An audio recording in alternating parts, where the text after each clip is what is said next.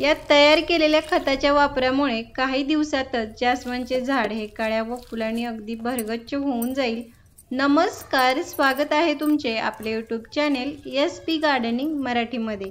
आज आपण या व्हिडिओमध्ये जास्वंदच्या झाडाच्या चांगल्या वाढीसाठी झाडावरती भरपूर अशा कळ्या आणि फुले येण्यासाठी घरातील काही वस्तूंचा वापर करून खते तयार करून झाडाला देणार आहोत।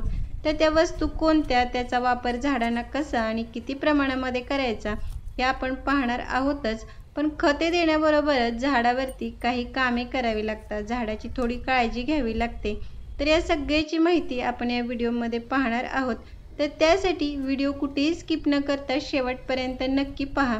आणि जर तुम्ही माझ्या चॅनलवरती नवीन असाल तर व्हिडिओला लाईक आणि चॅनेलला सबस्क्राईब करायला मात्र अजिबात विसरू नका।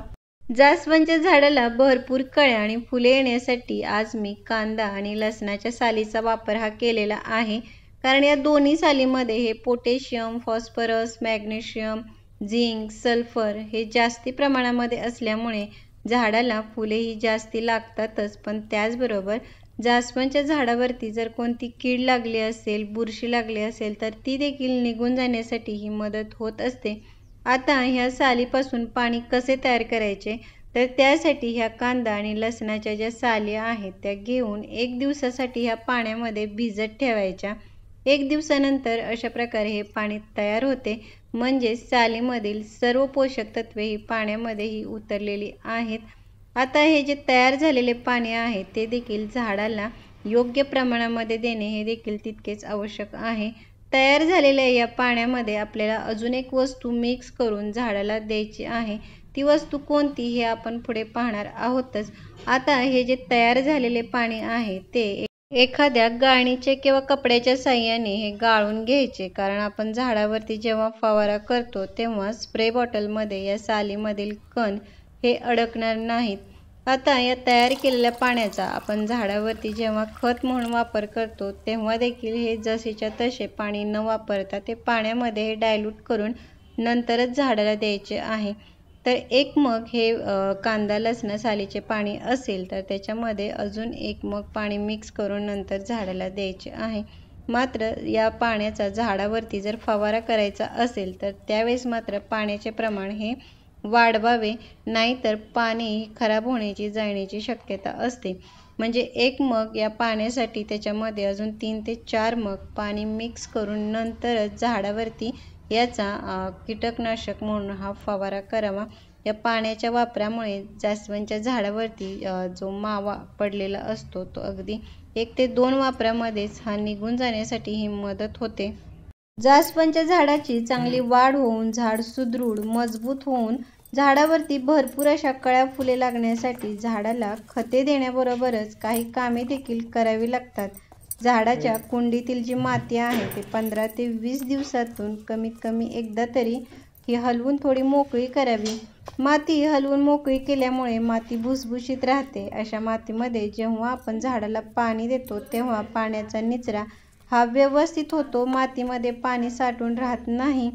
जास्वंदच्या झाडाला पाणी देताना देखील अगदीच कमी किंवा जास्त हे कधीही द्यायचे नाही। तर कुंडीतील मातीमध्ये ओलावा राहील इतपत या झाडाला पाणी द्यावे। पाणी देताना कुंडीतील माती ही वरच्या बाजूची 1 ते 1.5 इंच कोरडी होईल तेव्हाच या झाडाला पाणी द्यावे।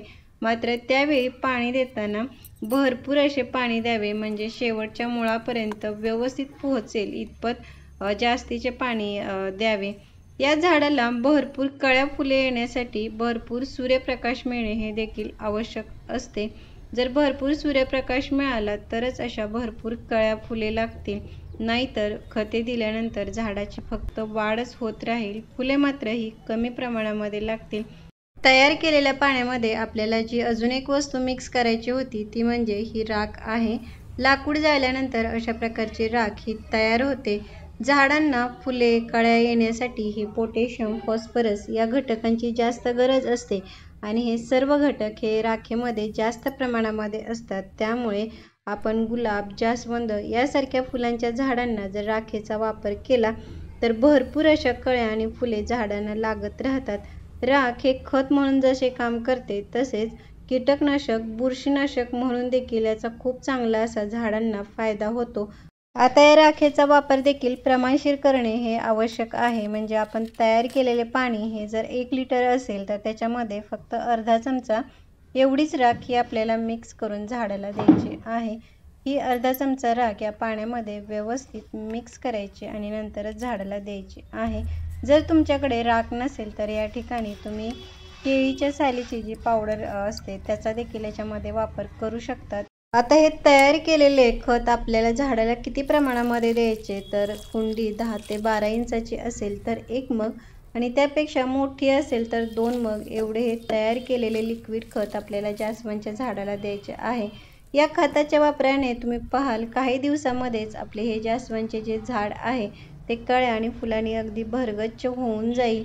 तर कसा वाटला व्हिडिओ मला कमेंट बॉक्समध्ये नक्की सांगा. भेटूयात पुढील व्हिडिओमध्ये. तोपर्यंत बाय.